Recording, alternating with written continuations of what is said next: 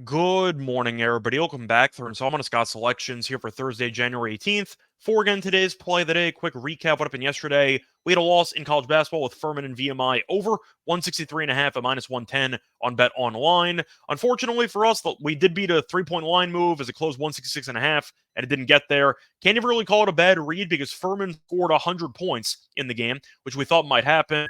So we ended up having it over. One team scored 100 and still went under, which is pretty unfortunate. Main reason, VMI could not shoot the entire game. VMI shot 38.7% from the floor and just 20% from three as they scored 60 points. So the game went under by about 3.5, 4 points because VMI couldn't shoot. Either way, I still like the read. Unfortunately, VMI could not hit a shot. I picked up a loss. So look for a winner here on Thursday. And for today's play of the day, going to switch gears. Going to talk about some tennis. Going to talk about the Australian Open and a matchup in the round of 32 on the men's side between Djokovic and Etcheverry. And for this matchup, we're actually going to fade the greatest player of all time. We're going to take Etcheverry plus the 8 games at minus 122 on Bet Online. Time recording of 2 a.m. Eastern Time. Covering why we're going to take Etcheverry plus the 8 games into this match. First reason shopping around plus 8 is a great line, especially at minus 122, because every other book has 7.5, and I've even seen lines that are more juiced than minus 122 at 7.5. So the point is you're getting an extra half game at a better price, which I'll gladly do every time. I don't expect 8 to be there that much longer, but Djokovic, despite being in the third round, has really not looked good recently. And I do think as a result, he's a bit more vulnerable than the odds makers suggest. To go through his recent performances, even dating back to the end of last year, ended up losing to Sinner in 3 sets in the Davis Cup, then ended up losing an exhibition match to Alcaraz in 3, beat Chang in the United Cup, then beat Leheshka, but that did go 3, and then he ended up losing to de Minaur in his final match of the United Cup in straight sets. Then in the Australian Open, ended up losing 1 set to Prismic 1-4, then ended up losing 1 set to Papiron 1-4. But the point is both guys are definitely not in Djokovic's league, as Prismic is a relative unknown qualifier who ranks 187th in the ATP rankings, while Papiron ranks 43rd.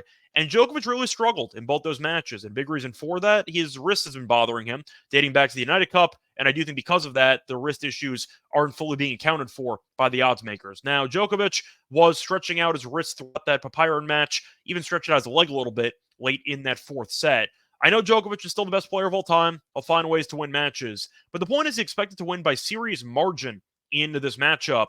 And he's really been unable to do so in the first 2 rounds of this event. And Etcheverry, on the other hand, has been in great form. Etcheverry's not dropped a set, ended up beating Murray in straight sets in the first round, beat Monfils in straight sets in the second round. The point is, I do think that Djokovic, even though he should end up winning this match, I have a hard time believing he's going to absolutely just bury Etcheverry in a straight set win. I think Etcheverry, once again, can cover this number if he loses in straight sets. If he loses, for example, 6-3, 6-3, 6-4, a pretty lopsided scoreline for Djokovic, that's a push. So once again, Etcheverry can still cover this if he loses in straight sets. 3-6-4s, maybe a tiebreaker in there. The point is, it does seem like it's a bit disrespectful towards Etcheverry, who's been in very good form on the hard courts in Australia so far this season, while Djokovic has been once again a bit underwhelming compared to his usual standards. But simply put, I think Etcheverry should be able to put up at least a respectable effort in this matchup. Am I picking him to win? Absolutely not. I'm not crazy. But I do think that Etcheverry can do enough in order to keep it respectable in the scoreline in order to cover this 8-game spread. So then once again, here for Thursday, January 18th, is going to be on Etcheverry plus 8 games at minus 122 on Bet Online. Bye, everyone.